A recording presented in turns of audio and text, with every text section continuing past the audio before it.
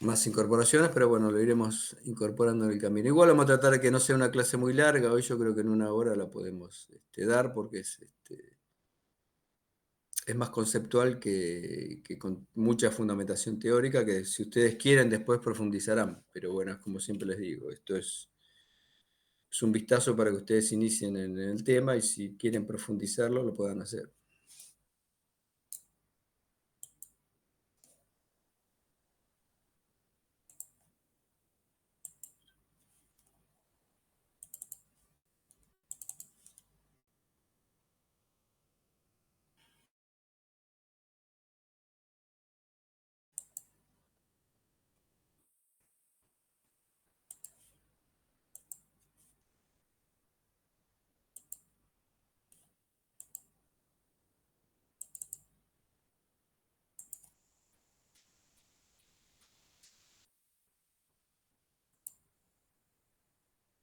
Bueno, se ve ahí el título, ¿verdad? Es el motor monofásico de colector. Sí, sí. Creo que ya, no sé si todos saben qué significa motor monofásico de colector, ¿no?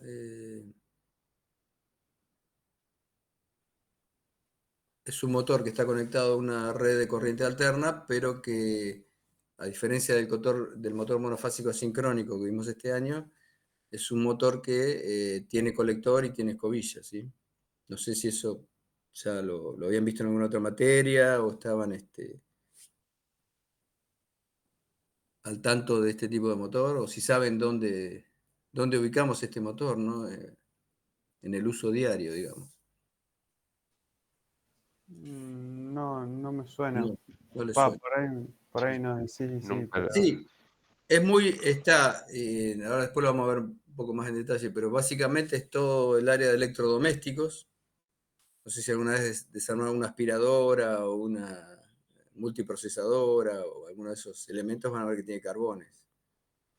sí. Ventiladores de techo, a veces depende del ventilador, depende del extractor, no todos son iguales, a veces son monofásicos asincrónicos, pero pueden haber sido diseñados como llamado motor de colector. Y y después todo el rubro de las máquinas herramientas, los taladros, amoladoras, lijadoras, bueno, toda la infinidad de materia, de máquinas de portátiles o máquinas de uso manual que se conectan a la red de 220, pero sin embargo, si ustedes lo desarman, van a ver que tiene carbón y tiene colector.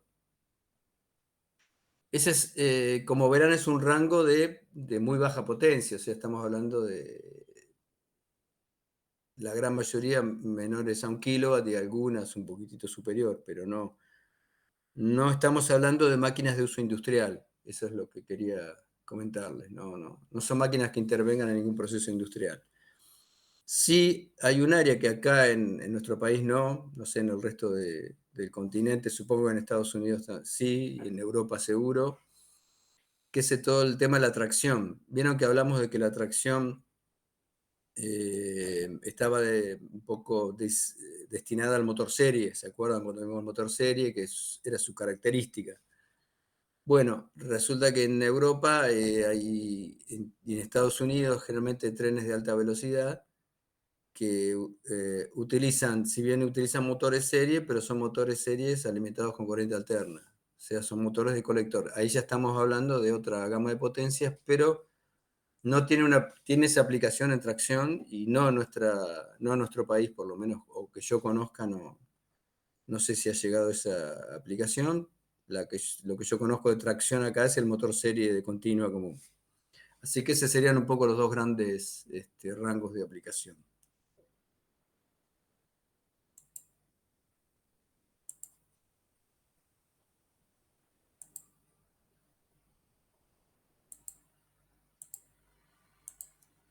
Bueno, se ven un poco ahí las características de este motor, lo que es el principio de funcionamiento, no sé si la ven en la placa. ¿Qué es un motor de colector? Es un motor de corriente continua, básicamente del tipo serie. ¿Sí? En realidad podría ser, el derivación también podría ser perfectamente, porque ¿se acuerdan cuando dijimos cómo hacemos para invertir el giro de un motor de corriente continua?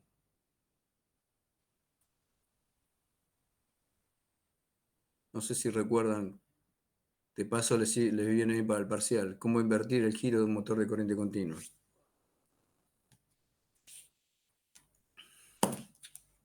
¿No? No era Cambiar alternando la la polaridad en conexión. bornes. Sí, eso. Claro, pero de una sola. O sea, o invierto la polaridad del campo serie o invierto la polaridad Ah, de... está bien. Sí. Pero si invierto las dos simultáneamente, ¿qué pasaba? Y supongo que Claro. sigue para el mismo lado que venía. Claro, si yo invierto los dos campos en el mismo, en forma simultánea, no hay este cambio en el par. El par sigue para en el mismo sentido, digamos. Ese es el principio básico del motor de colector.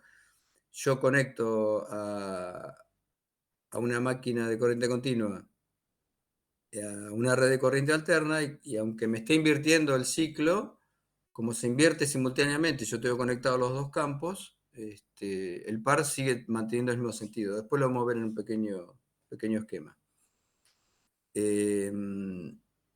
Está bien, se entendió, ese es el principio básico, así funciona. De hecho, no es tan fácil como eso, ¿en qué sentido?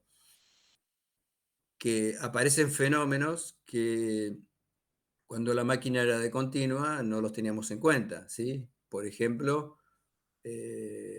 las pérdidas en el estator, las pérdidas en el hierro en el estator. Como el estator era alimentado por corriente continua en el motor tradicional, tranquilamente podría ser un motor, un estator de núcleo fundido. Después se modificó porque la electrónica vino en auxilio de la alimentación al motor en lugar de un generador convencional. Pero bueno, acá tienen mayor influencia porque ya estamos alimentando con alternas, es decir, ya aparecen los fenómenos de histeres y de corrientes parásitas que antes solo estaban en el rotor, van a aparecer en el estator también. Ya hay una característica constructiva que es diferente. La otra es que van a aparecer fuerzas electromotrices o FEMS inducidas que antes no existían, como ya los bobinados van a presentar una inducción, ¿está bien? O una autoinducción. Entonces, esos son los fenómenos que van a hacer de que si bien la máquina es la máquina de continua funcionando en alterna, tiene que tener ciertas características constructivas que se adapten a esos nuevos fenómenos, ¿se entiende? Sí. Bien.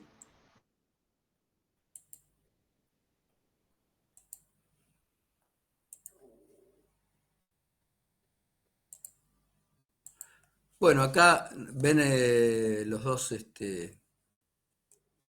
esquemas, digamos, de conexionado.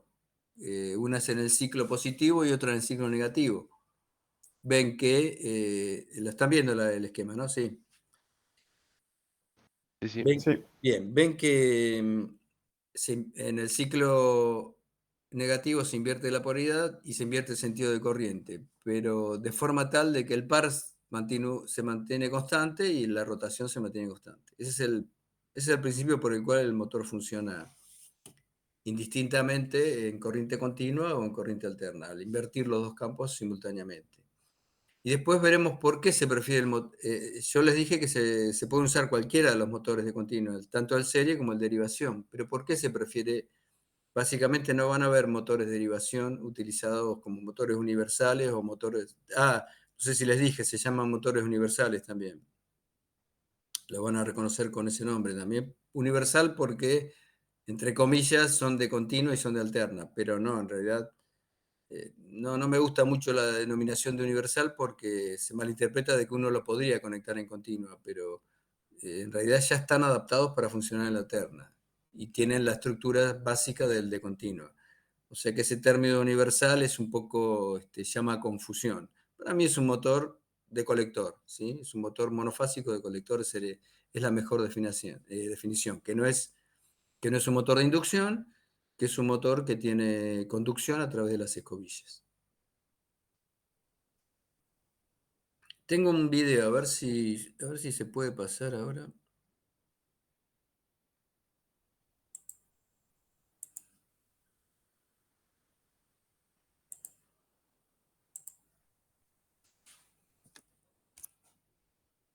Yo no sé si correrá este video.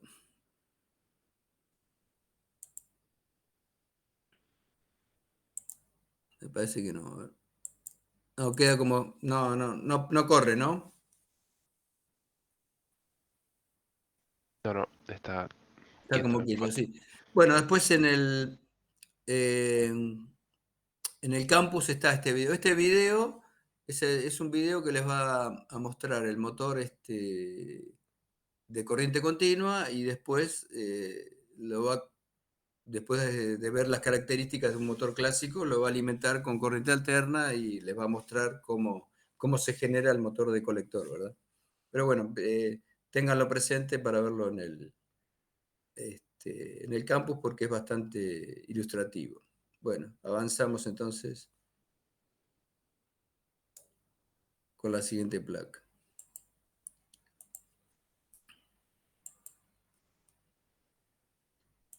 Bueno, acá vemos un poco las características de lo que le estaba comentando anteriormente. Se construyen, una de las características es que se construyen en chapas magnéticas, a diferencia del motor de corriente continua que no necesitaría en el estator una laminación, ¿sí? Lo que yo le comentaba, generalmente es del tipo serie, ¿se acuerdan? No sé si lo dije, uno es por el par, es mejor el par del motor de tipo serie, pero también hay otro fenómeno. Vieron que la reactancia está asociada al número de vueltas de la bobina, ¿sí? ¿Se acuerdan de ese parámetro? Sí, sí. Sí. Bien, ¿qué pasa con el motor serie? Es un motor es un motor cuyo campo serie tiene bajas vueltas. Consecuentemente la inducción es menor, entonces el fenómeno de la autoinducción en el motor serie es menos significativo que en el motor de derivación. Por eso es que no van a encontrar motores de derivación utilizados como motor de colector, ¿sí?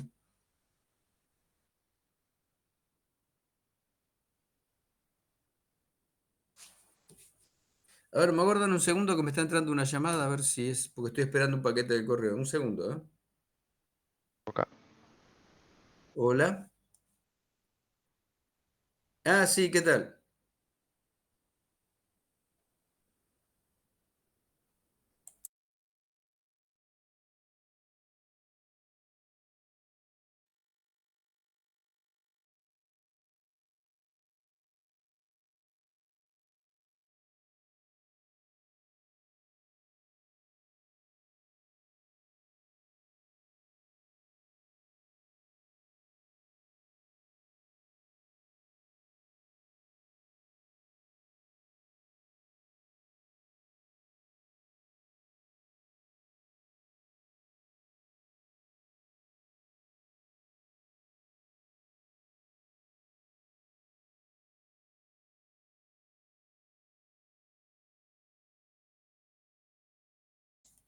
Hola, bueno, perdón, pero justo me están llamando porque me tiene que entregar un paquete del correo, así que por ahí en un par de minutos también tengo que cortar la clase y salir a recibirla, pero es rápido, ¿sí? Bueno, ¿dónde estaba? En el tema de la reactancia, que es menor en el serie que en el derivación, ¿sí? Eh, También, ¿cómo se podría reducir el fenómeno de la reactancia? Bajando la frecuencia, ¿está bien?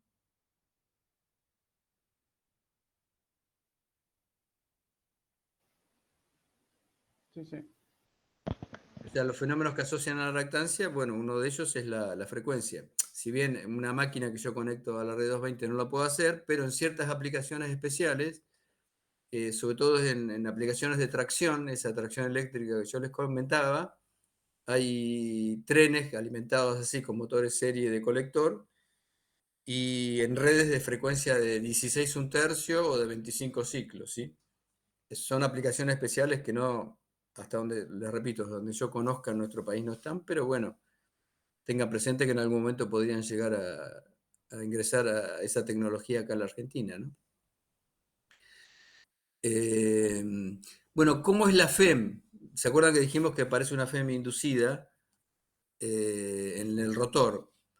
Va a tener dos componentes, una por la acción transformatriz, digamos, yo tengo una bobina en el estator alimentada con corriente alterna y una bobina en el rotor, ¿sí?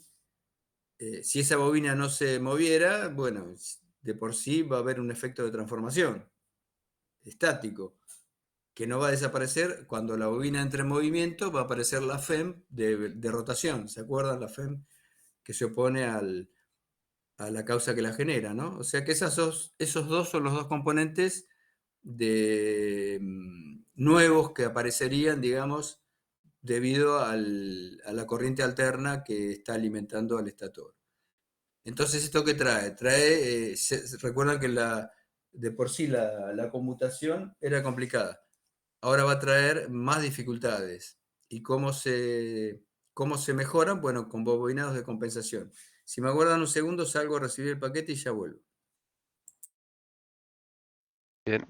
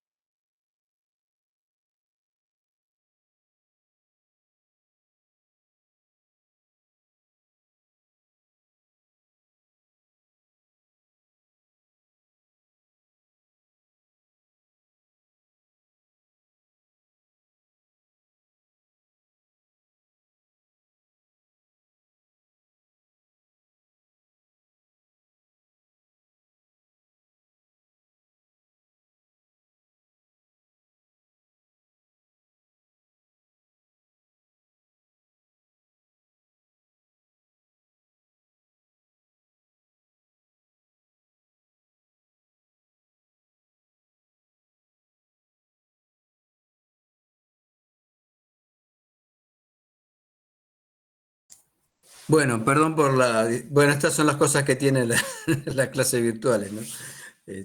Justo estaba esperando un paquete del correo y me llegó ahora. Bueno, esa es la última interrupción. Bueno, ahora van a aparecer lo que llaman bobinados de compensación, que son similares a los bobinados que utilizábamos para compensar la reacción de armadura, nada más que ahora van a tener en cuenta otros fenómenos, pero son ni más ni menos que bobinados que se colocan en serie, porque la máquina es una máquina generalmente serie, y deben compensar esas FEM de alto inducción o de acción transformatriz o FEM de movimiento. Un comentario, esto solamente los bobinados compensadores en máquinas grandes, o sea, estamos hablando de, ahora vamos a ver un esquema de cómo es la aplicación en los trenes, que le comentaba, de trenes de alta velocidad. En las máquinas pequeñas, que son las máquinas de gran utilización, no tiene sentido poner este bobinado. Pero yo no sé si ustedes son de utilizar máquinas o taladros o amoladoras. No sé qué experiencia tienen ese tipo de máquinas. Sí, Normal. muchas Normal. veces. Bueno, ¿no observaron que el chisporroteo no sé si alguna vez vieron el colector y vieron las chispas que salen? Las chispas sí. Sí. Pero ¿por qué? ¿Se acuerdan que uno de los temas de la compensación era disminuir el chisporroteo? ¿Por qué hay chisporroteo acá? Y bueno, porque no hay compensación, ¿está bien? Estas máquinas son máquinas sin compensar porque no se justifica por la potencia incorporar un bobinado que es costoso, que implicaría mayor tamaño, mayor peso. Bueno, tengan en cuenta que esto de los bobinados de compensación, ahora lo vamos a ver en un esquema muy simple, es solamente para aplicaciones de potencia que están limitadas hasta donde yo conozco a tracción de trenes de alta velocidad y desconozco que en Argentina, porque no creo que haya ese tipo de tracción eléctrica en Argentina. Creo que son los clásicos motores diésel eléctricos que llevan motores serie comunes. Pero bueno, quizás, como le repetí anteriormente, van a ingresar en algún momento. Bien, también a veces suelen incorporarse resistencias también, no solo bobinas de compensación, sino resistencias de compensación. Pero bueno, son características constructivas que cada uno de los fabricantes las tomará o las dejará de acuerdo al tipo de máquina que diseña.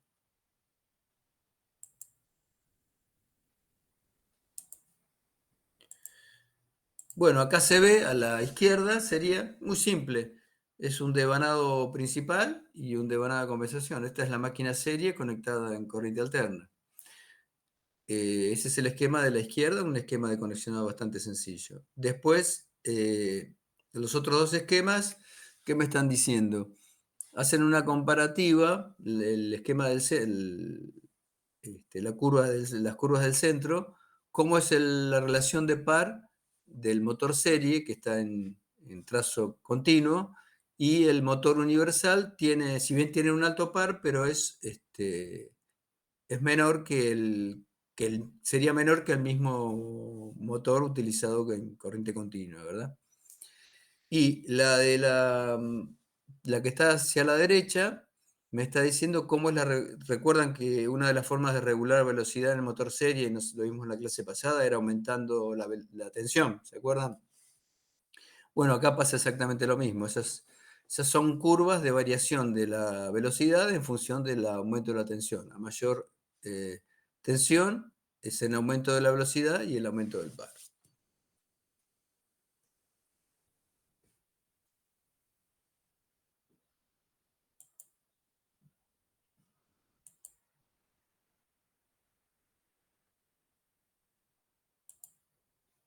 Bueno, esto es lo que yo le comentaba. ¿Cómo son las aplicaciones en tracción eléctrica? A veces se pueden utilizar, de hecho creo que en Estados Unidos hay redes de tracción eléctrica que utilizan frecuencias menores para compensar los fenómenos inductivos que aparecen al alimentar con corriente alterna. Pero ahí en el segundo ítem les consigno el tren AVE, perdón, que es el tren de alta velocidad español, que tiene, ahora vamos a ver cómo es el conexionado. Se conecta a una red de 50 ciclos normal de 25 kilovolts. ¿A través de qué? De un transformador reductor, ¿sí? Cuyo secundario baja la tensión y permite obtener, que son las tensiones a las que se va a ir alimentando el motor serie, digamos, de tracción, lo que va a hacer que cambie que arranque con baja velocidad y alto par y luego vaya intercalando más bobinado, aumentando la tensión y aumentando la velocidad. Todo ese control se hace mediante contactores. ¿Y qué se obtiene acá? Fundamentalmente es un gran rendimiento, porque recuerdan que la forma de arrancar los motores era a través de reóstatos, que disipan energía. Bueno, esos reóstatos desaparecen, pues son segmentos de transformadores que se van intercalando, ¿sí? Y el esquema de conexionado es el que les muestro ahora.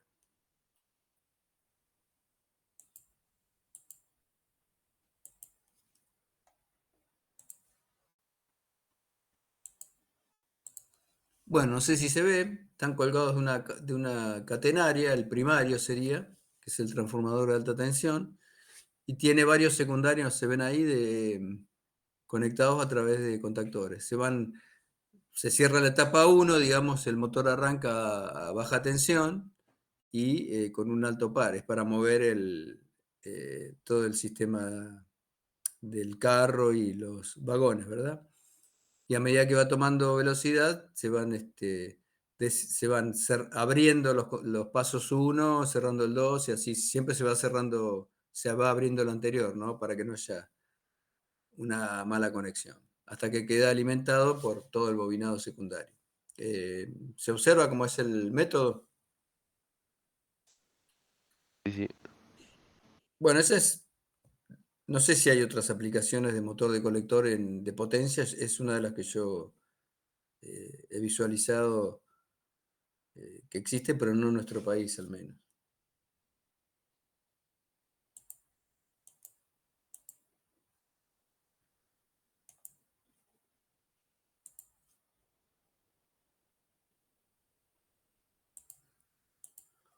Bueno, esa era una aplicación. La otra aplicación son todas esas máquinas que yo les comenté, máquinas portátiles, máquinas de uso doméstico, multiprocesadoras, aspiradoras, etc. Máquinas de herramientas, portátiles, taladros, emuladoras. Tienen un tema que al no tener compensación son máquinas de muy bajo rendimiento. Después vamos a ver cuando veamos la otra máquina que es el motor de continua sin escobillas, vamos a ver que está orientado a reemplazar este tipo de maquinaria, ¿no? O sea, cada vez más la máquina de portátil, digamos, está tendiendo a ser reemplazada por máquinas de corriente continua sin escobillas y que en lugar de conectarse a la red, trabajan con batería. Pero bueno, es un motor de corriente continua también, utilizado en corriente continua. Tenemos la particularidad de que, bueno, ustedes lo han visto con los taladros, con las amoladoras, que pueden llegar a velocidades de hasta 20.000 revoluciones por minuto, ¿no? O sea, tiene esa característica, pero tiene todas las contras del chisporroteo, que el chisporroteo hace que sea bajo el rendimiento porque tiene un mal coseno phi. A su vez, ese chisporroteo se trasluda en un, se convierte en un desgaste excesivo de las escobillas. O sea, ese chisporroteo es material que se está desprendiendo, que está desgastando la escobilla, y la escobilla tiene un límite. Cuando ese límite se supera, ya queda inhabilitada para seguir conduciendo corriente, ¿no? Así que bueno, obliga al reemplazo de las escobillas muy frecuentemente y a un tema de mantenimiento que siempre es complicado.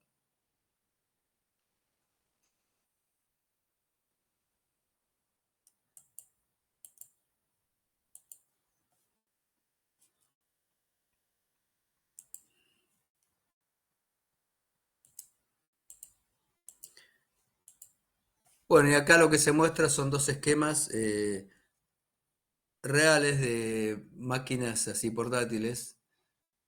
Bueno, hay electrónica ahí, ¿no? Hay electrónica que va a convertir un poco a nuestra máquina, que si bien está conectada en alterna, hay una suerte de electrónica que está operando en uno y en otro caso, pero acá lo que me interesaba es que vieran ese reóstato que tiene una flechita que está a la izquierda, ¿lo ven en uno y otro esquema? Sí, sí. Bueno, si ustedes lo visualizaron, si han manejado máquinas, taladros sobre todo, es como una ruedita que tiene distintas posiciones, ¿sí?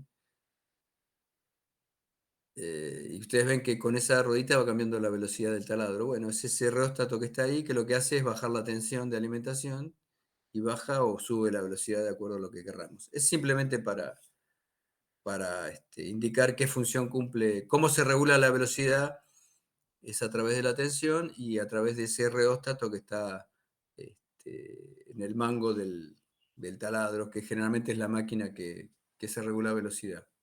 Otras pueden tener una regulación electrónica que son a través de gatillos, pero bueno, esta es la más clásica que siempre ha estado por lo menos vigente y sigue estando en muchos de los taladros actuales.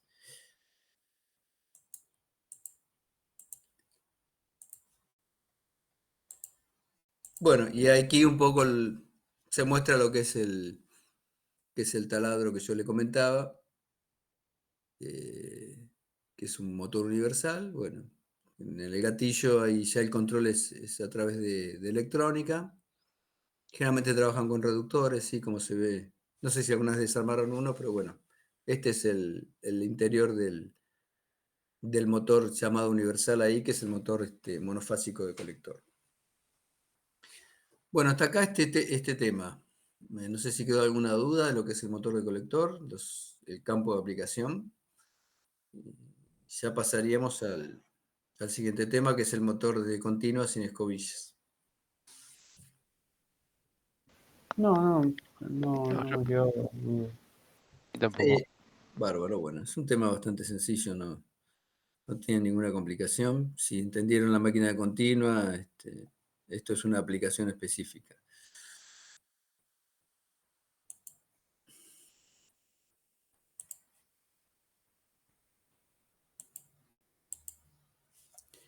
Bueno, ¿qué es el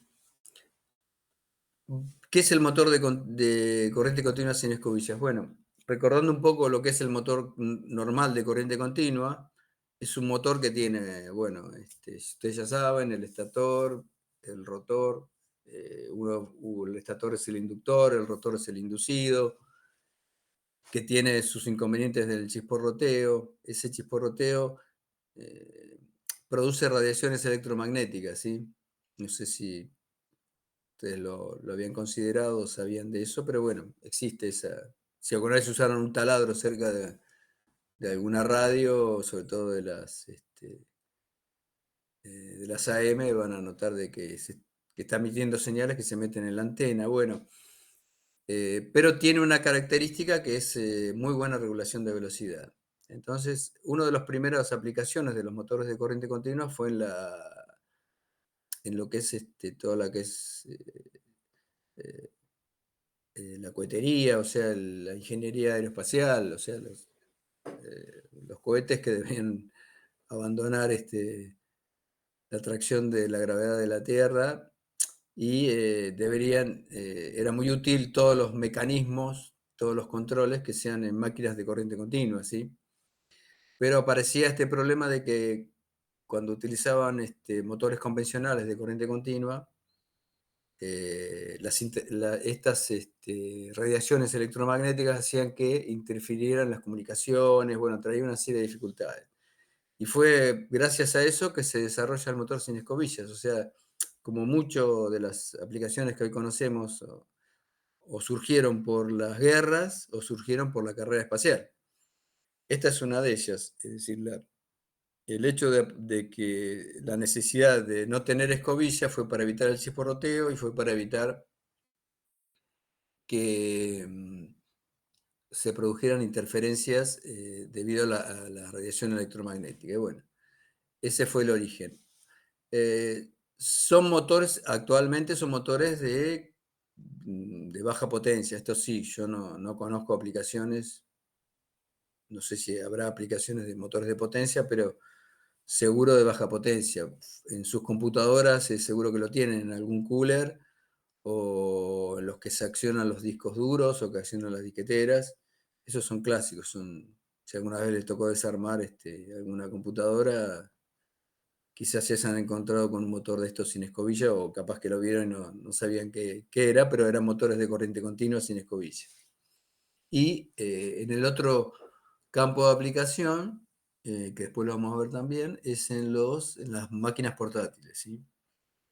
Porque se elimina el tema del chisporroteo, aumenta el rendimiento, aumenta la vida útil de la máquina, menor ruido, bueno, hay un montón de características que le vamos a ver al final, que hacen que el motor sin escobilla se esté imponiendo cada vez más en las máquinas portátiles, o sea, batería, y también están reemplazando a las máquinas de colector, a las máquinas de herramientas de colector, ¿no? Porque nos brinda la posibilidad de utilizar máquinas donde no es energía eléctrica.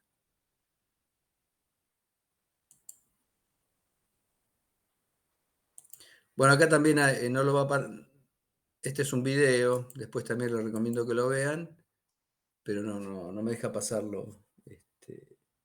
Va a estar en el campus también y es cómo funciona este motor. Bueno, tenemos 15 minutos, pero yo creo que en 15 minutos terminamos, así no los demoro más hoy, porque son temas bastante simples, así que bueno, tratamos de cerrar antes de pasar a la segunda hora, salvo que quieran hacer alguna consulta o algo. Bueno, no sé si se observa la figura ahí de cómo es el esquema de conexionado.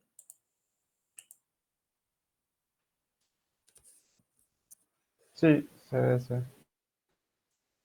Bueno, ven que un poco están las dos esta es una forma de conexionado, pero ahí está la forma totalmente inversa. Y en el video van a ver inclusive que es la forma completamente opuesta. ¿Qué pasa acá? En este caso, este esquema tiene un rotor, que es un imán permanente, y un estator formado por 3 bobinas. La alimentación, recuerden, es corriente continua. Pero hay todo un sistema electrónico que va mandando pulsos a cada una de las bobinas y lo va transformando, imaginen un campo giratorio, ¿sí? Pero en lugar de ser senoidal es de onda cuadrada, que es lo que puede generar la continua. ¿Se entiende lo que digo? O sea, son 3 ondas alternas, cuadradas, que un sistema electrónico va habilitando cada vez que el rotor va pasando y va generando como si fuera un campo giratorio, pero no de onda senoidal, sino de onda alterna cuadrada. ¿Sí? ¿Esos interruptores vienen con el motor o se los tenés que poner No, aparte? no. Ese es un esquema, ya está todo. Vos te conectás a la red, a la fuente de continua y él, o sea, o si es una máquina, ya lleva sus baterías y solo hace este proceso. Vos no tenés que hacer ninguna conexión adicional. Es, Bien. es todo como un sistema de control. A su vez, si ven en la parte baja, son solamente 3 bobinas y tres sensores, porque la bobina se alimenta solo en el momento que pasa el rotor, digamos, no es que están constantes, no es como en el caso de una máquina sincrónica o asincrónica que las 3 bobinas están siempre conectadas. No, acá hay un ahorro energético también de que solo se va alimentando y en la polaridad que corresponda a la bobina por la cual está pasando el rotor en ese momento. Después en el video lo van a ver y está, por eso es mucho más fácil de explicarlo a través del video que querer decirlo con palabras, ¿no? Pero bueno, en principio, las características,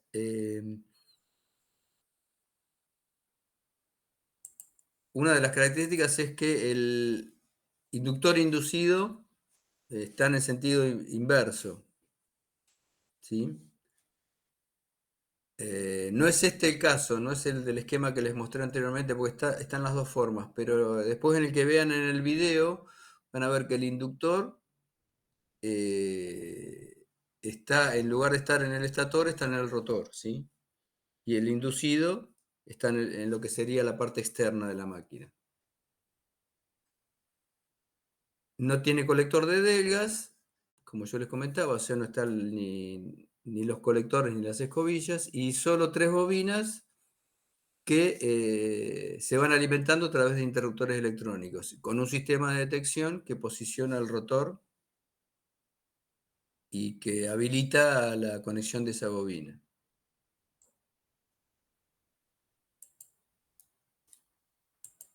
Es, profe, como un motor de continua, pero asincrónico, ¿no? Yo no sé si es asincrónico. No lo podría definir como asincrónico. Es raro. Es raro porque en realidad tiene un campo giratorio y un imán que se acopla a él, ¿está bien? ¿Se entiende lo que digo? Hay un campo Sí. que es un campo, es una suerte de campo giratorio, pero repito, de onda cuadrada, no de onda senoidal.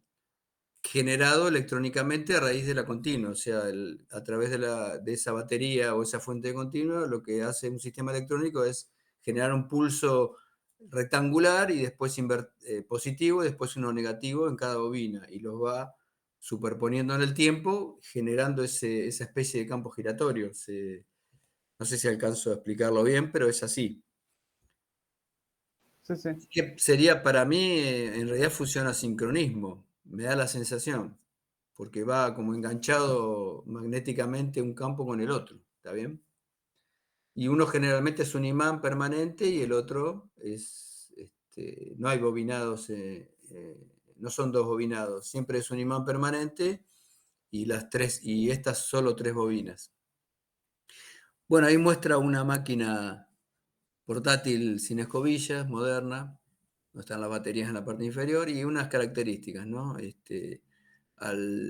sistema Braille lo que tiene es, comparado con el sistema tradicional de escobillas, permite mayor velocidad, mayor autonomía, o sea, la batería dura más. Bueno, hay menos pérdidas también, ¿no? Menor calor, entonces hay mayor duración, también se le puede extraer mayor potencia. Son más pequeños, más compactos, menor peso y lo que yo le comentaba que son más silenciosos.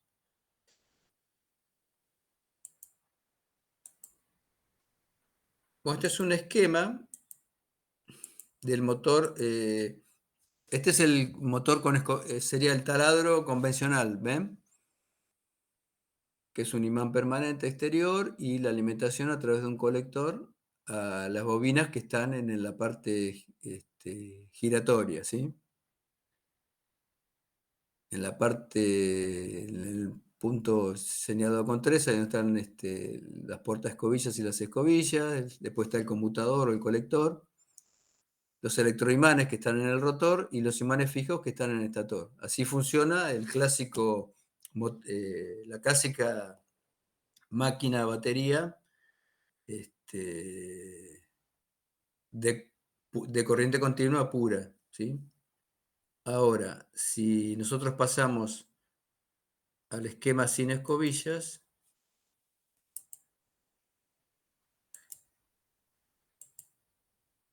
ven lo que yo les decía, este es un esquema donde las 3 bobinas están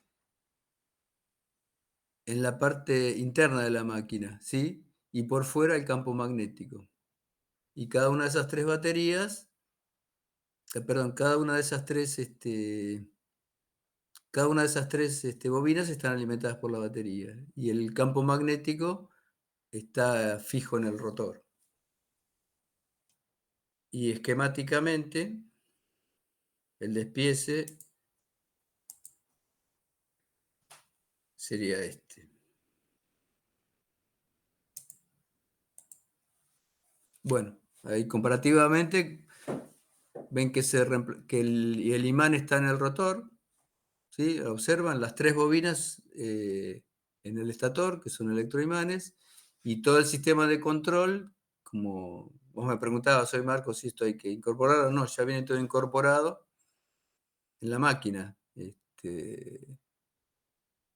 Y va montado como si fuera el colector y las escobillas, pero es un sistema electrónico que lo que hace es enviar los pulsos cuadrados de corriente continua y alternarlos en cada una de ellas para generar 3 ondas alternas cuadradas, digamos, desplazadas en el tiempo y van a generar un campo giratorio. Y el imán lo va a perseguir. Yo creo que es una máquina sincrónica, sí.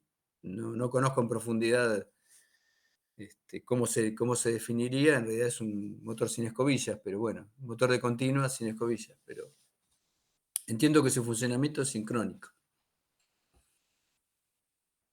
No sé si les quedó claro, pero bueno, en el video por ahí lo van a ver. En el video van a ver que es raro, pero es como funcionan cómo funcionan por ejemplo, creo que en los posicionadores de disco de las computadoras, que es al revés, ¿sí? En lugar, están invertidos estator y rotor, pero bueno, eso lo van a ver en el video, están las dos formas de configurar la máquina. De hecho, todas las máquinas pueden invertir inductor e inducido, no existe una posición fija, eso es una cuestión de diseño.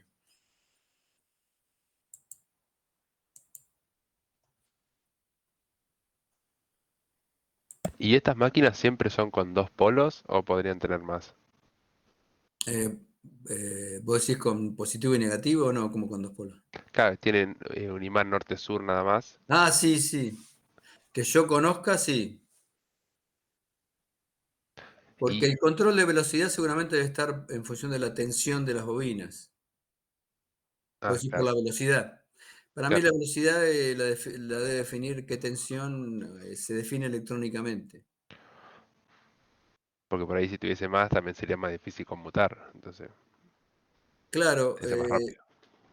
sí, porque, y además si tuviera más bobinas, por ejemplo, serían más sensores, se agregaría mucha tecnología y en una máquina tan pequeña es como que sería difícil de ubicar, digamos, físicamente, ¿no? Claro. Entonces se usan, hasta donde yo conozco, 3 bobinas nada más y 3 sensores que van detectando en cada bobina, van haciendo que que se alimente o no esa bobina, van seleccionando de acuerdo a cómo va el rotor girando, ¿no? O sea, van siempre generando la polaridad inversa al imán que se está enfrentando a esa bobina para que lo rechace, ¿se entiende? Para que gire en el mismo sentido. Claro, para que busque alinearse, digamos, el rotor con la Claro, bobina que se enciende. exactamente. Y a diferencia del sistema de motor sincrónico, un alternador, que vos tenés las tres fases siempre conectadas y siempre desfasadas, esto se conecta a demanda, digamos, cuando el sensor te dice que está el rotor ahí, entonces ahí se acciona la bobina y genera el rechazo. Entonces hay un ahorro de energía también considerable, ¿no? Solo se está usando para rechazar en ese punto. Y en el siguiente, cuando se enfrenta a la otra bobina, la anterior se desconecta y así. ¿Se entiende? Esos tres sensores van diciéndole al sistema cuándo alimenta o no a la bobina y si la alimenta como un pulso positivo o como un pulso negativo. Claro, Yo lo interpreto como un campo giratorio de onda cuadrada, sería para mí una cosa así. Sería mi definición muy particular, ¿no? Porque no sé si... Pero así es como yo lo veo. Es como realmente funcionan como una máquina sincrónica. claro, Eh, sí. pero cuya energía, ¿cuál es la gran ventaja? Que yo estoy eliminando la escobilla y el carbón y el colector de una máquina de continua clásica. Exacto. ¿Y el rendimiento, más o menos? Sí, de estas máquinas es muy bueno. El de la máquina clásica de batería anterior o del motor monofásico alimentado con colector alimentado a través de la red 220 es muy malo. Son rendimientos del 60%, estamos hablando, ¿eh? Claro, parecen un motor de combustión. Sí, y el factor de potencia horrible también porque al no llevar campos de compensación, tiene un malísimo factor de potencia. O sea, es todo, pero bueno, es una máquina que tiene sus aplicaciones en el área de electrodomésticos, pequeñas máquinas de herramientas, donde no importaría demasiado el rendimiento o el factor de potencia, porque no es una máquina de uso industrial. Claro, Pero esta ya de batería sin escobillas está generando todo un recambio bastante importante. Son por ahora más costosas, pero yo creo que se habla de un 30% más de costos, pero a la larga, como todo, a la medida que se empiece a producir más, van sí, a debe bajar su bajar. costo. Y la comodidad, yo he trabajado en obra mucho tiempo y cuando tenías que enchufarte era todo un quilombo. Cuando aparecieron las primeras máquinas a batería, bueno, fue Ah, son comodísimas. un gran alivio. Tenían la dificultad de que tenías que tener dos baterías porque enseguida te quedabas, las primeras eran de 9 volt, me acuerdo, eran unas carretas, pero bueno, hasta que se llegó, creo que las actuales son de 48, ¿no? Ah, me mataste. No, ni Yo llegado. asumía que seguían igual. Yo llegué, fueron avanzando así, 9, 12, 18, 20, yo llegué a usar hasta 24, después dejé de trabajar en obra, pero yo no sé si hay de mayor tensión, que te va dando más potencia y más autonomía, ¿no? Es lo que vos vas logrando, tenés máquinas